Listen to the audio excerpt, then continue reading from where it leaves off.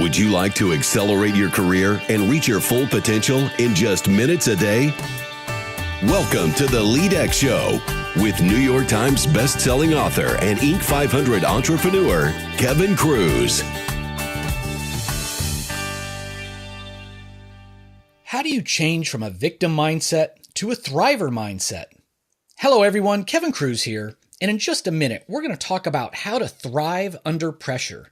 But first, LEADx friends, I'm talking to you as your friend. If you want to be a high achiever, if you want your HR department to label you as a HIPO, a high potential worker, head on over to leadx.org, that's .org, and sign up for the LEADx newsletter. We provide daily actionable tips to get you more productive, to develop your leadership skills, to help you to lead meetings more effectively, all coming from our top guests. That's leadx.org. Our guest today is, in my mind, a real-world superhero. He is a physician who's been responding to international disasters for over 30 years. He was the director of the Medical Triage Unit at the New Orleans Convention Center following Hurricane Katrina. He led one of the first medical teams into Haiti following their devastating earthquake. And more recently, he's deployed to the Philippines following Typhoon Yolanda. His new book is Beyond Resilience, Trench-Tested Tools to Thrive Under Pressure. Our guest is Dr. Dan Diamond. Dan, welcome to the show. Thanks, Kevin. It's a pleasure to be here. I've been looking forward to this because I think you're doing a great job. I appreciate the podcast. It's been really good. The pleasure is all ours. And as you know, we'll get to Beyond Resilience in just a minute, but we always like to ask our guest if you would start by sharing actually a time when you failed and what was the learning you got from that experience. It's a great question, and it absolutely, I got to take you back to organic chemistry when I was in college. Because that was not only my failure point, but that was a failure point for a lot of people. In my first semester, I missed a D by one question. So I got the C, but I just missed a D. And I knew I couldn't get into medical school if I didn't do well in organic chemistry. It had nothing to do with the fact that the professor started the first day by saying that we would never use anything that he taught us. It was a great demotivator right off the bat. But it was one of those pivot points that I'll never forget. I decided I got to do something different. I'm pretty sure I got the highest grade in the class the second semester. Wow. So the shift that I made. Yeah, I'm like on pins and needles already. I'm like, well, how in the world could you go from one question away from a D to the highest grade? Well, I figured if I could teach the class, I would own it. So I took great notes, and then every Saturday, no kidding, every Saturday I went into that classroom and taught it out loud. And I called on people that weren't there, and then I ran up and I sat in the chair and I raised my hand. And I said, yeah. And I told the answer, and I'd run back down and I'd say, you're right, Mr. Diamond. I think the janitor thought I was nuts. You literally taught the class to yourself. I taught the whole class. Wow. And I smoked that thing. What it taught me was I could do it. And the other thing was the first professor said that I would never use anything I learned in organic chemistry. And he was wrong. I've never used organic chemistry, but what I have used is this knowledge that if I really want to do something, I'll figure out a way to make it happen. And that's, part of that becoming unstoppable thing. Wow. That's a great lesson. And I wish I knew of that trick to teach myself back when I almost failed calculus my freshman year. So yeah, painful. Painful. So Dan, your book is Beyond Resilience, Trench-Tested Tools to Thrive Under Pressure. And, of your time in New Orleans after Katrina, you write, my perspective was altered and my eyes were opened. I saw human motivation and behavior with a newfound clarity. So what were some of the things that you saw and what did you learn about human behavior? It really was the most bizarre experience of my entire life. And I've been doing disasters for 30 years, but New Orleans was really strange. We knew that we were going to have a lot of victims. In fact, we had 50,000 body bags on pallets. 50,000 body bags. We knew this was going to be bad, but what I was not prepared for were the people that did not become victims. And it had nothing whatsoever to do with resources. It's really easy when you're living day-to-day life to have a hard time kind of sorting out where people are coming from. because people can hide behind their stuff and their clothes and their cars and their houses and their job titles and all that kind of stuff. But when everybody's lost everything and all they have are the clothes on their back, and when we got tired, and including us, we had some medical supplies, but when we got tired, we just laid on the ground like they did. And so we were all street people. Right. And really, it was one of the first times where I was a street person. And then when I got tired, you just lay down. It's kind of freeing, actually. If you're tired and you're in a building, you look for a corner or get under a table where nobody will step on you and sleep. And if it's outside, you just lay down in the parking lot. I had a thermarest pad. That helped. The first morning I woke up and there was a flat cockroach underneath my head. But aside from that, we were all on the same ground. So it was humanity in its rawest form. And it was amazing to see the different strategies that people used. You said you'd been in disaster zones for 30 years, but was this the first time that you saw things among the survivors that changed your view of human behavior? I think, different disasters have different impacts. In fact, I try to give a word for each disaster. So when I come back and I'm pondering I try to come up with one word. So for Katrina, it was just bizarre. That was the word, bizarre. For Haiti, it was devastating. The Philippines, for Typhoon Yolanda, or we called it Haiyan here, it got 2 words. It was tender mercy. Why tender mercy?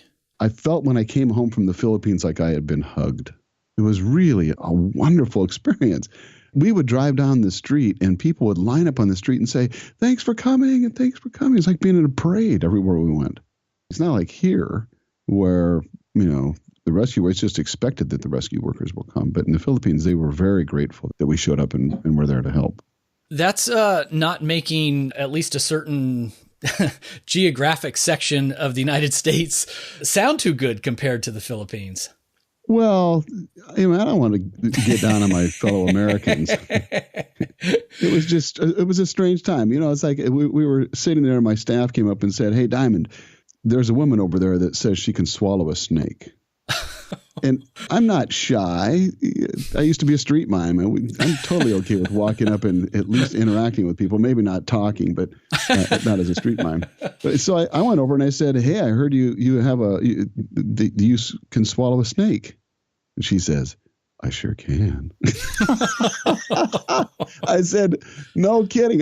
Now there's helicopters and stuff landing all around us. This is a major disaster zone. And I said, do you have one with you? And she said, I sure do. Oh, gee. And she reaches into her purse and she pulls out a snake about, maybe 3 feet long and 1.5 inches in diameter and swallowed it and pulled it back out and swallowed it again. Wow. I'm like, yeah, that's bizarre. You don't see that anywhere else in the world except in New Orleans. So. And there was some bizarre. After she showed off her unique skill, was there an ask? Was she asking you for something, for some help? What was the point? No, she was a street performer, though. You got to have respect for as a street mime. I respect the street performers. It was an interesting gig, but not mine. And if you were the snake, if you ever wish you had arms, that was it. What in the world? That's right. That is bizarre. That was a good word to label Katrina. Yeah, what we saw though were some people that shifted into this mode of being the victims. And, we all knew that was going to happen, and the media zoomed in on them. I remember this one woman that was being interviewed by CNN, and she's screaming at the CNN reporter, when is George Bush going to bring me my food? I'm going, he's not. Right. And she's holding her little daughter's hand. And it really bugged me. Number one, that she thought George was going to bring her food. But what bugged me more was that she was not saying, when is George Bush going to bring my daughter some food? Right. It was all about her. And I thought, man, I want to understand why it is that some people shift into that mode and then some people show up and they're like, oh, yeah, I lost my house and everything. I'll get over that. But what can I do to help? You guys need anything? Can I help? Can I bandage patients for you? Or can I get water? Or, how can I help? That's a great setup because, that 2 totally different reactions from people in the same disaster, right? So you saw the range of response and humanity and personality. And that kind of feeds into, my question about in the part 1 of your book, you talk about, one of the keys is target fixation. What is it that we're focused on? So tell us more about that. Target fixation is hilarious. Well, it's potentially hilarious or devastating, but it's this idea that you go where you look. So a few years back, I was in Eastern Washington over by a town called Wenatchee, and there's this mountain bike trail called Devil's Gulch. And I ride with a bunch of guys that are not necessarily, well, I don't know that I want to use the word lazy. We park a car at the bottom and then drive our bikes up to the top in a truck and ride down. It's a 3,000-foot drop. It is a fantastic ride, but we just don't like going uphill. That's all. It makes sense to me and to us. So we're flying down this thing, and in a couple places, the trail is about 2 feet wide with a cliff face right next to you on your left-hand side that goes straight up. So you can't turn left. And on the right, it's about 150-foot drop-off. And so I'm the lead rider, and I'm flying. It's a beautiful thing. This is so much fun.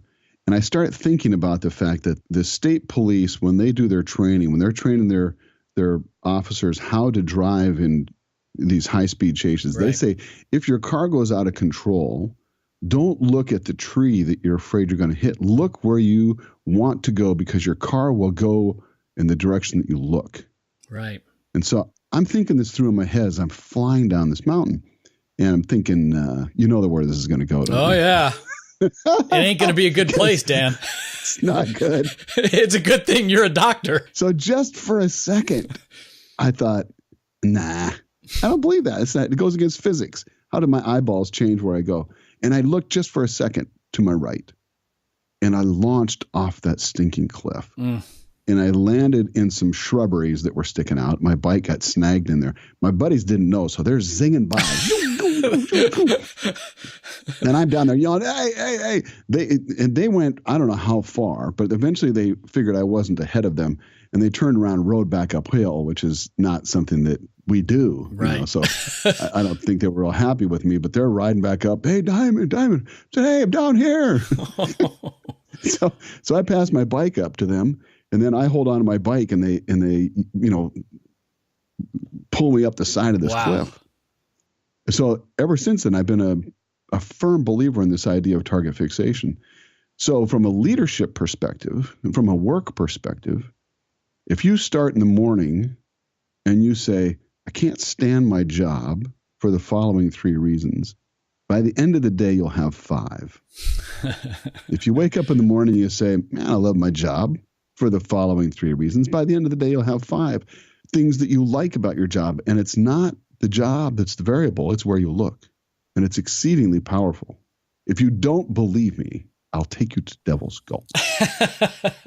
Well, and what you said there at the end, Dan, I think is critical to reinforce. I want to make sure everybody got it, because it's not like a trick. It's that there are things that, let's say it's our boss. We all have had bosses, and this is just a piece of our personality. What makes us really strong and good is often the thing that in certain cases can make us not so good. And so you can focus on the great aspects of your boss, or the negative aspects, the great part of your job. Hey, short commute, great pay, great benefits, or the negative parts. Oh, not enough support resources. Oh, an angry customer. So there's always both elements in everything we do, right? And it's that, where do we fix our focus, our gaze? Yeah, we get a choice. And a lot of people think they don't have a choice, but we get a choice on where we put our eyeballs. And I like the way you said, it's consciously thinking about where you're going to look, because I had heard years ago this similar idea about where to put your focus. And then I signed up for one of these executive be a race car driver for a day camps. And it was true. So I got in this, race car, and there's an hour of instruction before they strap you in, and you're going out driving, anywhere from 125 to 175 miles an hour. And that was one of the first things they said, is the car's generally going to go where you're looking. And what rookies always do is they make the mistake of, they get really nervous in the turns where the wall is, and they look at the wall, and then the car goes into the wall. Yeah. Now, when I first started driving around, I was going what they called slow. So that's like 125 miles an hour. And I said, I'm trying not to look at the wall. I'm trying not to look at the wall, but it's hard to not, by saying, don't look at the wall, I was kind of probably looking or thinking about the wall. And a guy, he changed it in an instant. He said, forget about the wall. He said, there's going to be a lead car ahead of you. Just stare at my bumper. And then it also helped. He said, you can come right up and bump my bumper if you want to. He says, I'm not going to mind. So all of a sudden it was like, okay, it has nothing to do with the wall at all. I'm just focused on his bumper. And then I was able to follow him around the track, 150 miles an hour. It was very powerful. Yeah. Otherwise you're focusing on what you don't want to focus on. Right. Exactly right. It's not the right thing to say, don't focus on that thing. That's right. It's better to say, look where you want to go. Yeah, that's right. It's a challenge. It's hard to do. Now, you've come up with a model. I mean, you call it the Thriver Matrix. And I wish all of our listeners could see you at a whiteboard or something to draw. We don't have that luxury. But can you try to summarize what this is, the Thriver Matrix, and how can, leaders get people into that Thriver quadrant? Yeah. And this was the big epiphany that I had after I came back from Katrina. So if you start with this woman who's yelling at this CNN reporter, she believes that she has no power. There was a psychologist back in the 50s named Julian Rotter, and he came up with this brilliant idea that he called locus of control. So victims have an external locus of control. Power is external to them, and it comes in their direction. Things happen to them. Thrivers, on the other hand, have an internal locus of control, and power flows out from them. So the first dimension is power. I guess you could divide it up into givers and takers. No, hold on. I just confused my own model. Yeah. I'm looking at it. So no, that's the other dimension. The other dimension is purpose. So you divide the world up into givers and takers. If you look at these two dimensions, you make a 2x2 grid. Right. And you have the power running vertically. So you have the powerful at the top and the powerless at the bottom. You have the horizontal axis, which is purpose, and you have takers on the left and givers on the right. So in the lower left-hand quadrant, I've got the victims. So this woman was a powerless taker. It's all about her. She's looking for somebody else to solve her problem. Her rallying cry is, help me, help me, help me. And where she's putting her eye, and if we link this back to target fixation, is on the fact that she doesn't have what she needs. She believes in this scarcity economy. It's all about her. Mm-hmm. And nobody's taking care of her. So she needs somebody else to give her what she needs, and it's all about her. She doesn't even care about her daughter. So on the upper left, so we're still in the takers category, we have the powerful takers, and those are the controllers or the manipulators. These are the ones, remember after Katrina, there was a bunch of guys went into Walmart, which is where you see all of humanity anyway. But you're right. go to on a good day. Yeah. And you see them stealing big screen televisions. And I remember watching that and thinking, what's wrong with you? Do you think you can just go into a store and start taking stuff? But, they're thinking, well, it's my time. If somebody owes this. If I don't look out for number one, who's going to? Well, it didn't occur to me until a couple of years later, they had no place to plug them in. So what do? They take their big screen TVs back to where their house used to be, and they put it in the street, and they invite all their friends over. But they don't have a place to plug it in, so they just look at the box, or I don't know. It doesn't make any sense. The controllers look like they get ahead for a while, but then they don't really win in the end. And in the business world, these folks that are in that controller quadrant, the upper left, the powerful takers, believe that it's all about them. And they will say out loud, if I don't look out for number one, who's going to? And I would counter back, if you look out for number one, who's going to? Right. It's the opposite. If I go into your workplace and everything is all about me and I'm using my power to make your life miserable and your whole existence is to make me successful. If I go to step out in front of a bus, you're not going to stop me. You're going to say, oh, bummer. That's so sad. So these guys that are in this controlling quadrant, they believe in this scarcity economy, that there's not enough stuff to go around. And we see this in disasters. We see guys that were stealing the television sets. There were people that were shooting at the rescue workers, come and get us first, and shooting at the rescue people. mean, I think some of those people are still probably there on top of buildings. Nobody's going to go back on the next trip and get you. Right. If you're shooting at people. And, I tell some stories when I do my keynotes, my workshops about people that were being shot at. And then I usually ask my audience, have you ever been shot at? And there's usually a couple of people that have served in the military or police officers, and they'll raise their hands and say, yeah, I've been shot at. But what about the rest of you? Never been shot at? And they're just looking at me like, well, no. I said, well, have you ever had your boss shoot an email at you? And they all raise their hands going, oh, yeah. When we in leadership start looking at the people that work, I would say alongside of us, but in a controller's perspective that work under us, when we send an email out demanding that they meet our needs, we set ourselves up for failure because nobody will have our back. And we saw it so clearly in the disaster zones. It's like, man, you just bought yourself a long wait in line. Right. Nobody's going to hurry and wait to come and help you.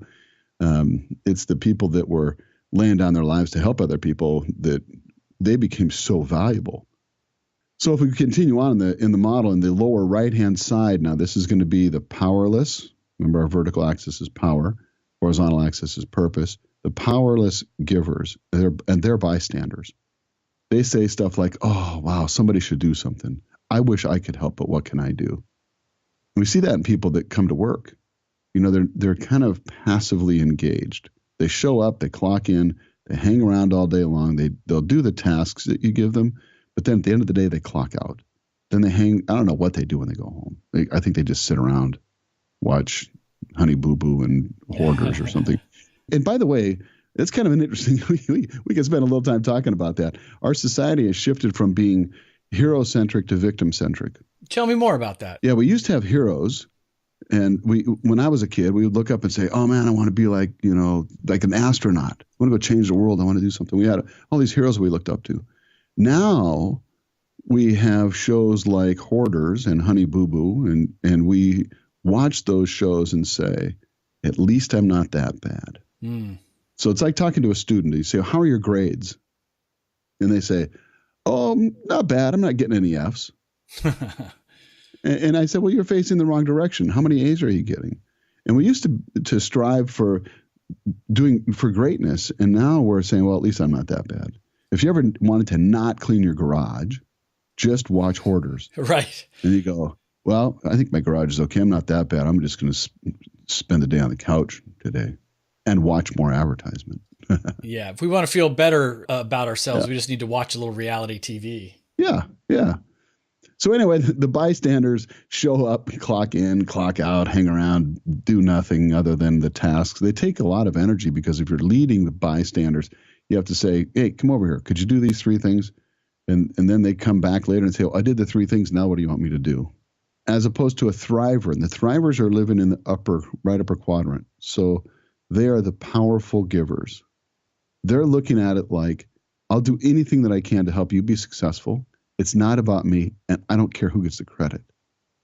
Those people are worth their weight in gold. And I'll never forget when I was in New Orleans, and this is kind of a funny story, but not.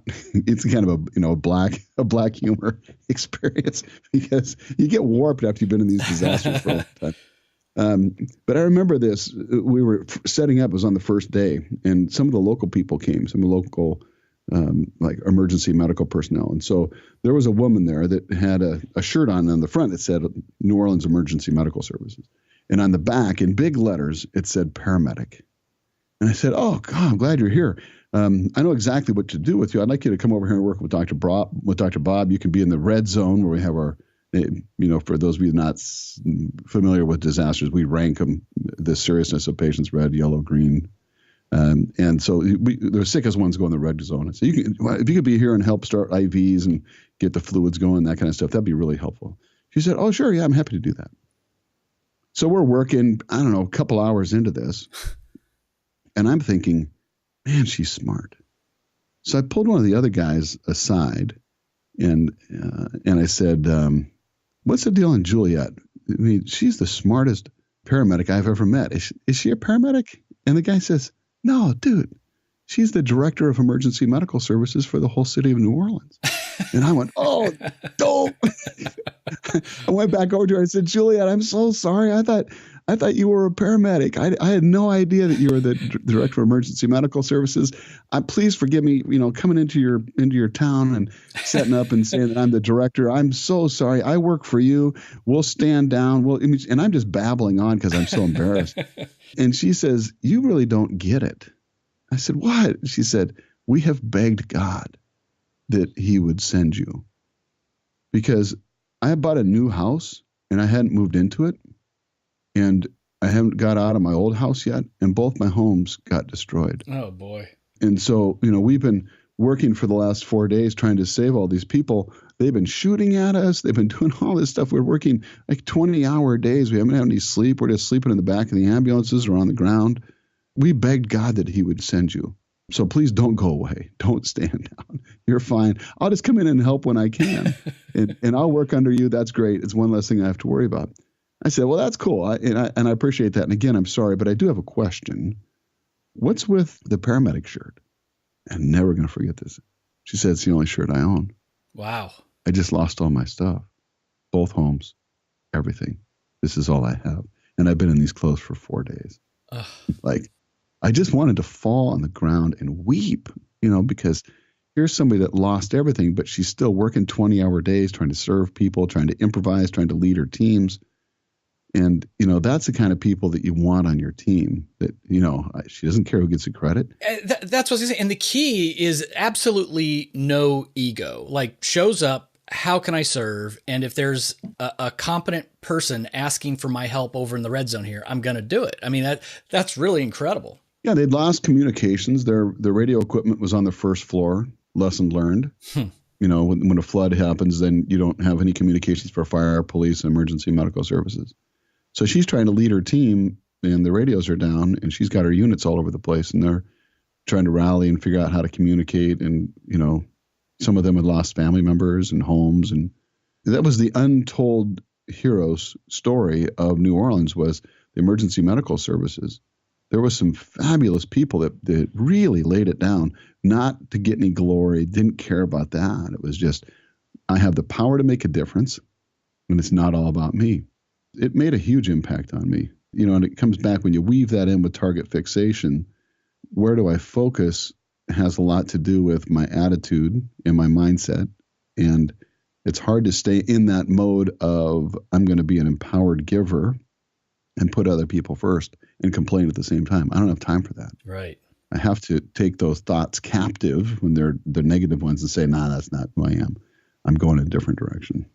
So Dan, let me ask you, I always like to explore the topics with our guests and then boil it down so our listeners can take some action, right away, to start to internalize this and to do something. I want you to challenge us to do something today, whether it's to push ourselves into that thriver quadrant, or as leaders, how can we help our team members do it? Like, what's something you can challenge us to go out and do today? Yeah, I've got an easy one.